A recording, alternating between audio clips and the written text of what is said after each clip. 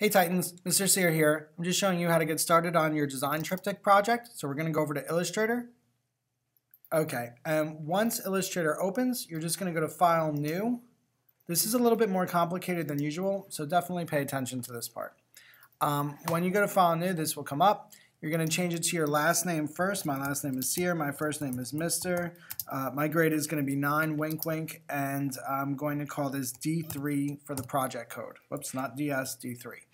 That actually stands for Design Triptych because this project has 3 sections. So being that we are going to have 3 sections, we need 3 different artboards to put them on. So I'm changing the number of artboards to 3, and I'm hitting this little box with 2 boxes inside of it. That means that my 3 artboards are going to be next to each other.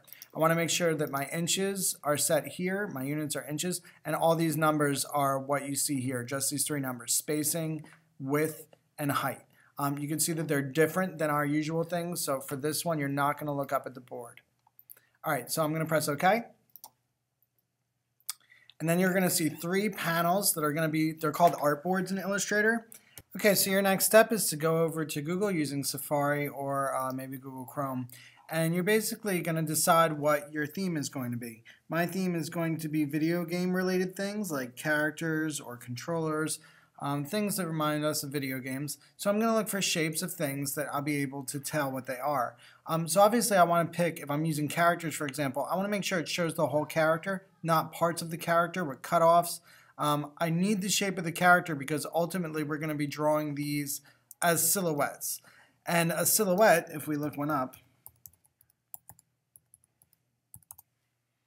are basically the shape of the object. So you can see that most of these silhouettes are people, because that's usually what silhouette means, but it also could mean characters or animals or anything that you could tell by its specific shape, like this violin here is a silhouette, this airplane is a silhouette. So those are good things to use, things that you'd be able to draw the shape of, and that would be enough information to tell you that this is a dachshund or a dove or a flower. Okay, so it's got to be things that you can draw relatively simply. I wouldn't recommend people because, as you see here, we don't know who any of these people are. Even though there are differences in people, people all look the same, so you wouldn't really want to choose them. Like, I mean, you could tell that this person is a girl, but we don't know if that person's a celebrity. So I wouldn't pick my 10 favorite football players because they're all going to look like humans in football gear, but we're not going to be able to tell which is which. So you want to pick things that you could recognize by shape. So zoo animals, or maybe your favorite food, or maybe cars if you got cars that looked very specific, or different types of planes. Things like that that you could identify are by just shape and no details are a good thing to use.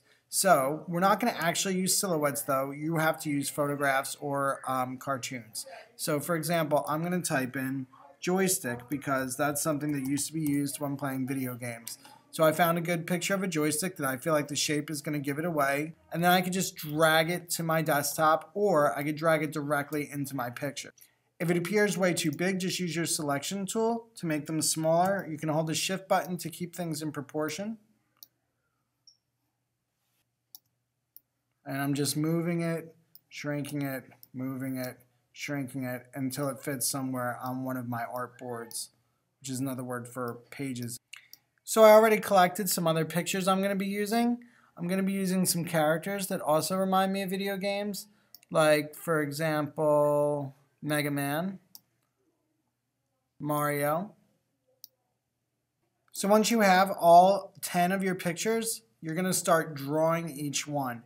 Unfortunately, I'm not going to show you that part now. First of all, if you look around, I've already done it. Secondly, you probably already remember how to use the pen tool, and that's mainly what you'll be using to draw these. All I am going to tell you is that once you draw them all, it should look something like this. So this is what you want to get. Basically a pileup of 10 related things that we could tell what they are by shape, and you're going to draw them using the pictures to trace them using the pen tool of Illustrator. If you need a review on how to use the pen tool in Illustrator, please look up my video, Bolger Illustrator Review, and it'll give you the basics. But I didn't want to make everybody watch all that again. So I hope you enjoyed this video. Please leave positive feedback,